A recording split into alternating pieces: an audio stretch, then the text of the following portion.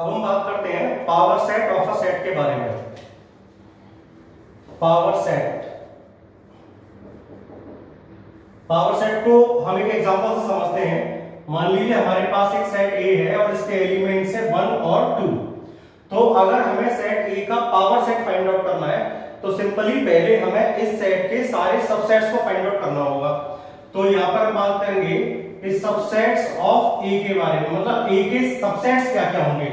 तो इस ए के सबसेट्स हो जाएंगे ये 1, इस तरह से set containing element 2, a set containing elements 1 and 2 and 5। तो हमने 4 सबसेट देखे जो इस सेट ए के सबसेट्स हैं। तो इस सेट ए का पावर सेट निकालने के लिए सिंपली हमें करना ये है कि इसके जितने भी सबसेट्स हैं इन सभी सबसेट्स को कलेक्ट करके एक सेट बनाना है। तो हमने इसको हम लिखेंगे इस तरह से,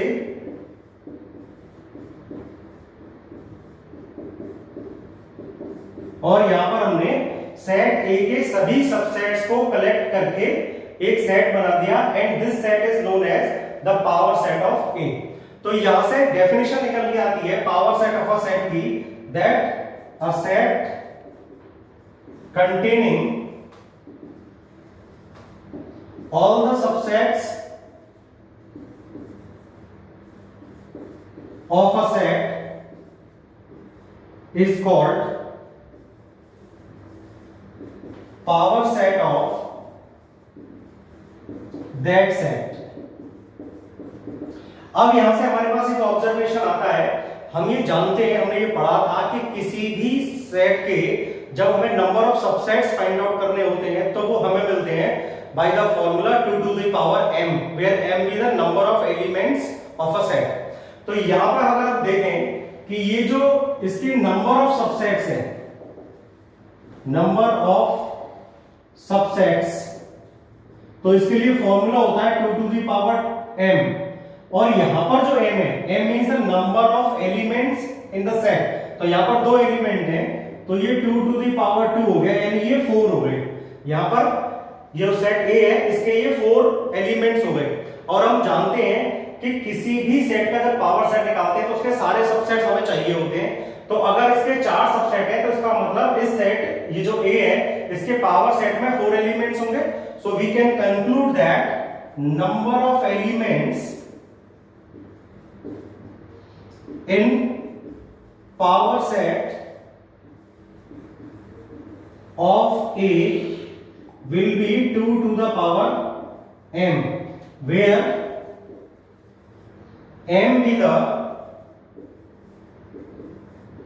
number of elements in the set A।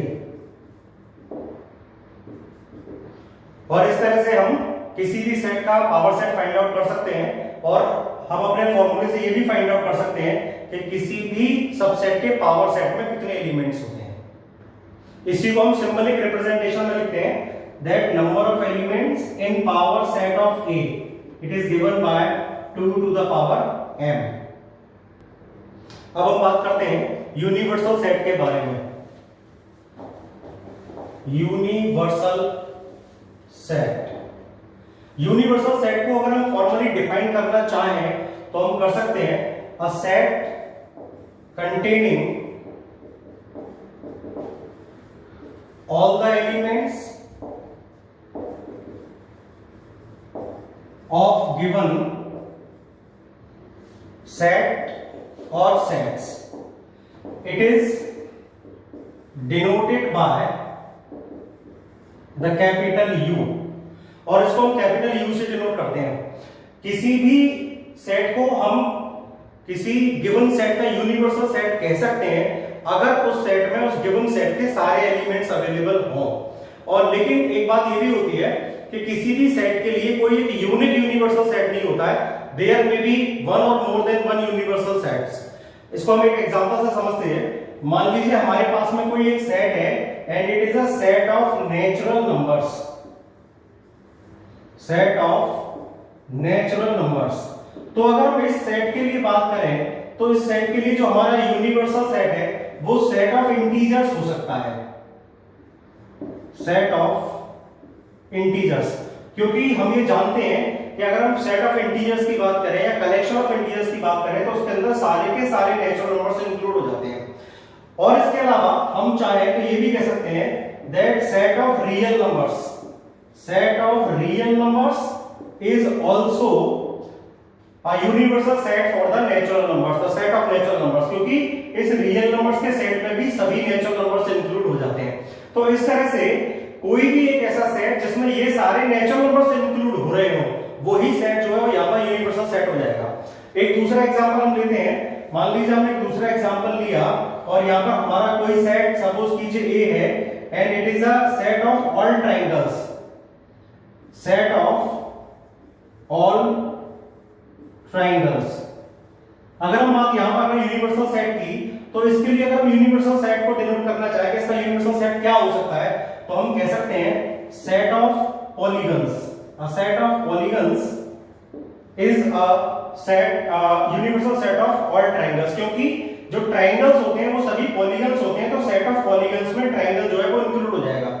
या फिर दूसरे तरीके से हम कहना चाहें, हम ये भी कह सकते हैं a set of closed curves, set of closed curve। तो ये सेट भी इस सेट के लिए यूनिवर्सल सेट हुआ, क्योंकि जो ऑल ट्रायंगल्स होते हैं, हमारे ट्रायंगल्स क्लोज्ड कर्व्स होते हैं, तो इस सेट ऑफ क्लोज्ड कर्व में ये जो सेट है ये इंक्लूड हो जाएगा। हम एक और एग्जांपल लेते हैं।